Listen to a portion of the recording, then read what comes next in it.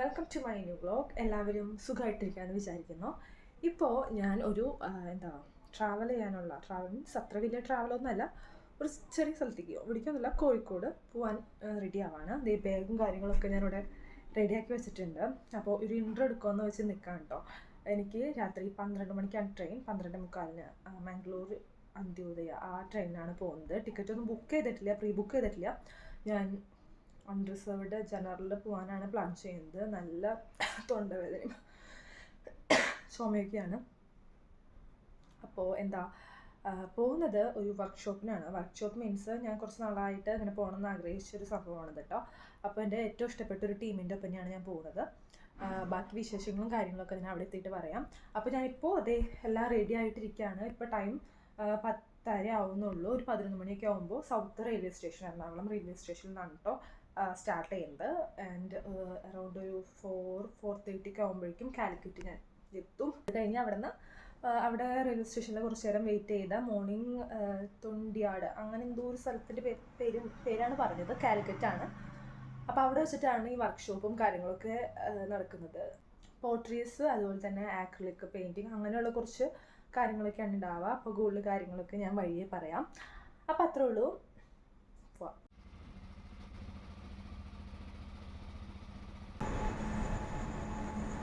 So നമ്മൾ railway സ്റ്റേഷനിലെത്തി. ഇനി ഒരു 1 അവറിനടുത്ത് നമ്മളിവിടെ വെയിറ്റ് ചെയ്യണം കേട്ടോ. പ്ലാറ്റ്ഫോം നമ്പർ 1-ലാണ്. ആരുമില്ല, അതുകൊണ്ടാണ് ഞാൻ ആക്ച്വലി വീഡിയോ എടുക്കുന്നത്. എല്ലാവരുടെ മുമ്പിലും വെച്ചിട്ട് വീഡിയോ എടുക്കാനുള്ളൊരു ഗട്ട്സ് ഒന്നും എനിക്കില്ല സത്യം പറഞ്ഞു കഴിഞ്ഞാൽ.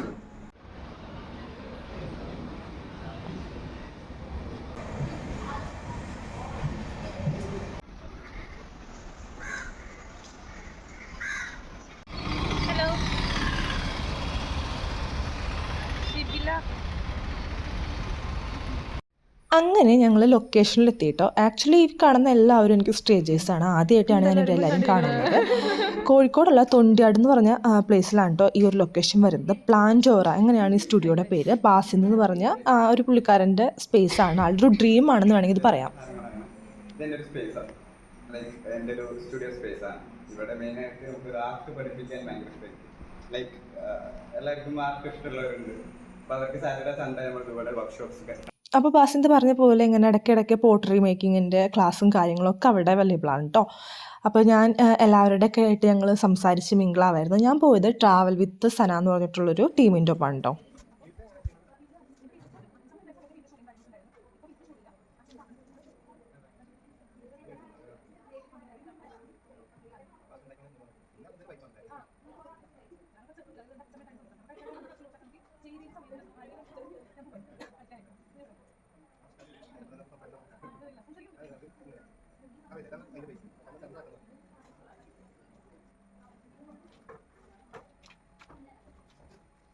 Camera set ചെയ്യാനാവില്ല.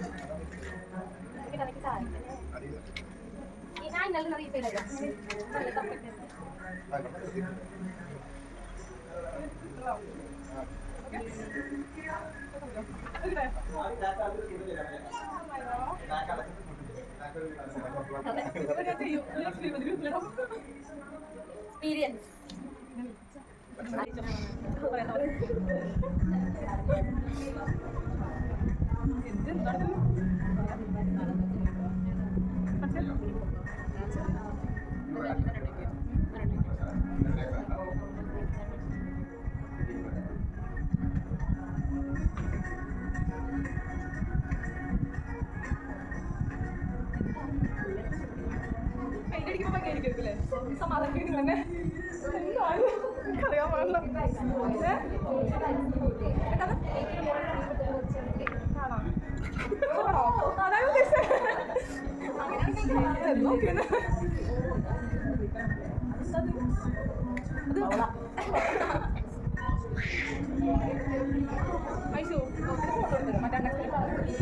അതിങ്ങനെ തുറക്കണ്ടേ?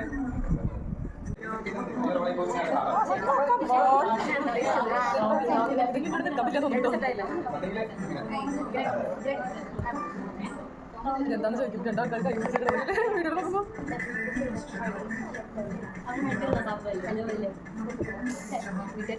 ആണോ? അല്ല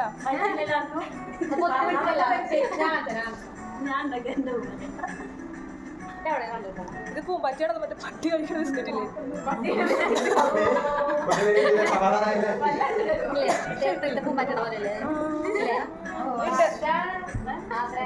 ഞാനാ പറഞ്ഞ വിശ്വസിച്ചത്.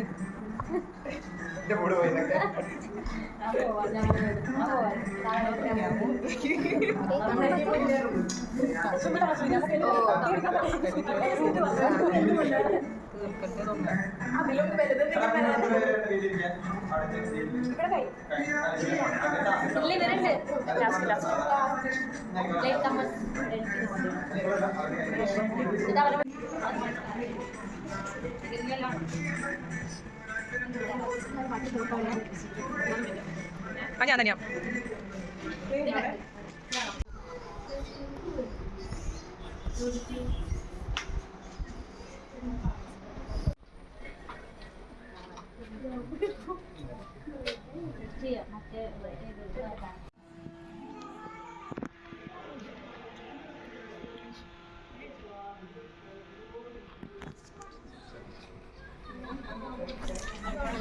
ഇതാണ് ഞാൻ ഉണ്ടാക്കിയത്.